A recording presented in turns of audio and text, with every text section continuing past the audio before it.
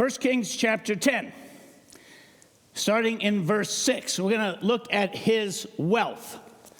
And Queen Sheba was visiting him from Arabia, and she saw all of his wealth, and she says in verse 6, she said to the king, "The report I heard," this is the King Solomon, "the report I heard in my own country about your achievements and your wisdom is true, but I did not believe these things until I came and saw with my own eyes.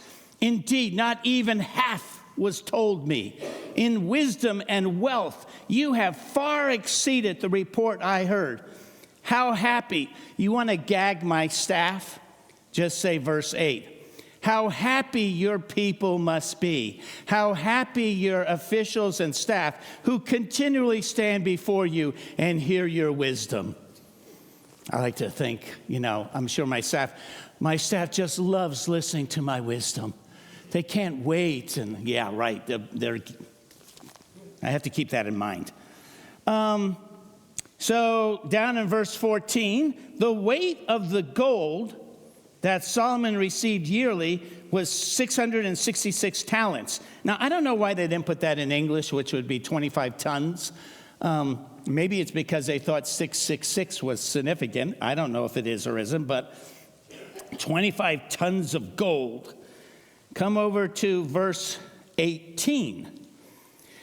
This is his throne. "Then the king made a great throne covered with ivory and overlaid with fine gold. The throne had 6 steps, and its back had a rounded top. On both sides of the seat were armrests with a lion standing beside each of them. 12 lions stood on the 6 steps, one at either end of each step. Nothing like it had ever been made for any other kingdom." So I'm thinking we got 3 steps, like 3 lions here and 3 lions over here. All right. I'm surprised some of those TV evangelists, and maybe they do. Maybe they have lions on their steps. All right. Verse 21, all King Solomon's goblets were gold, and all the household articles in the palace of the forest of Lebanon were pure gold. Nothing was made of silver, because silver was considered of little value in Solomon's days. Oh, how things have changed. Now silver, who knew that AI needs to eat silver to make it work? So he's got this incredible wealth.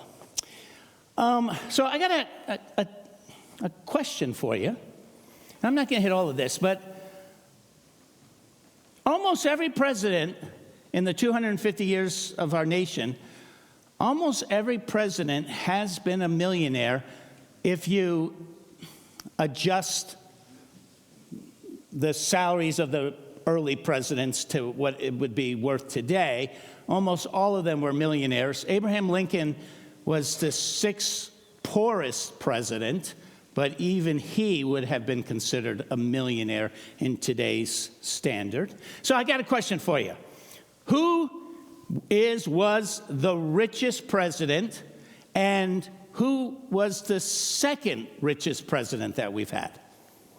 So who do you think is the richest president? Roosevelt? All right, Donald Trump. Yeah, by far. Okay. Here's the real question. Who was the second richest president? Someone already, did you hear the first sermon? All right, well, you are correct. So President Trump is worth 7 to 10 billion, but George Washington would come in next. And then you can see Bill Clinton is up there, 245 million. And you can see there's Obama and the Bushes and stuff like that. So, all right, I'm going to move on. Oh, I do have a lesson about wealth. There are 2 ways to be wealthy. One way is to have all you want and more. And the other way is to be content and satisfied with what you have. 1 Timothy 6:6-10. "But godliness with contentment is great gain." It's not that I'm against wealth, but you can really enjoy your life a whole lot better if you also learn contentment with what God gives you each day and each year.